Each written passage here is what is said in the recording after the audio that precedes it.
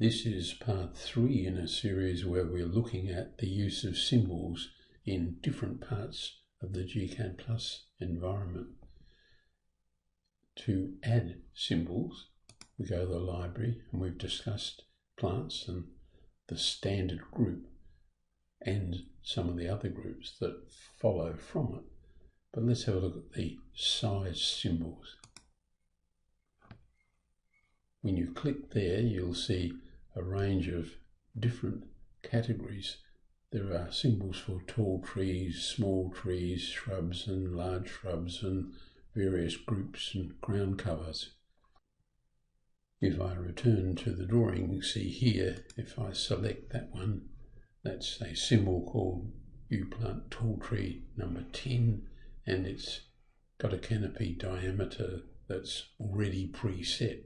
The taller trees are roughly 3 metre, and the smaller trees, which this one here is a on layer small tree.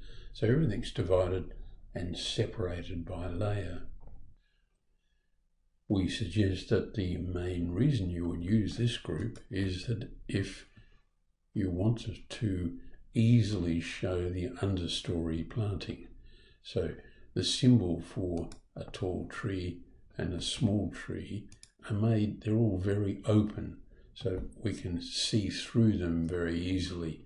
And I've moved a few of these small, that one's a mini shrub, and other symbols, I've moved them over, and you can see them very, very easily. You can do that with a standard symbol. If we come here, this is from the standard group, it's plant 55.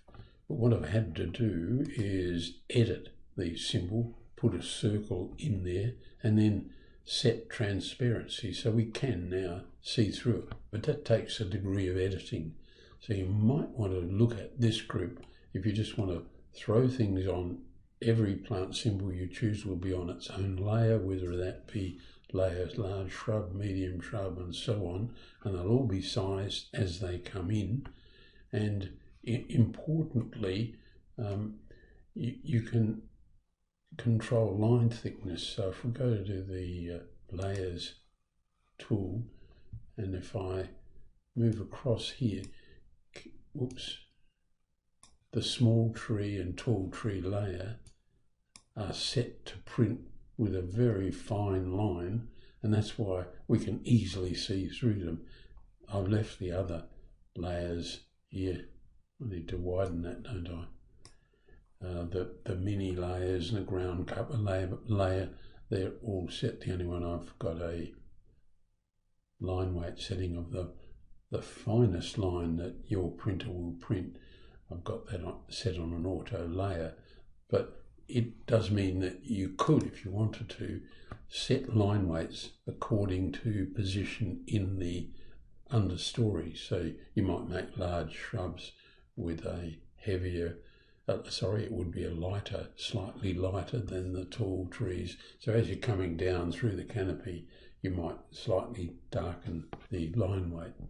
So it's just a different way of working with a group. They're all essentially very open, and you can easily edit individual ones and change their appearance. What I did with this one here, it's a ground cover, and I edited it and selected it's done with a polyline, and I simply changed the transparency of it, and which just lightened I made a fill.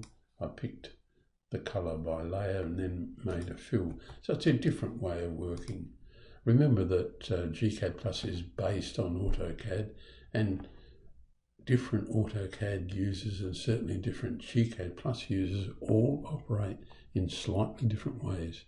And we try in gCADPlus to accommodate those different preferences for working.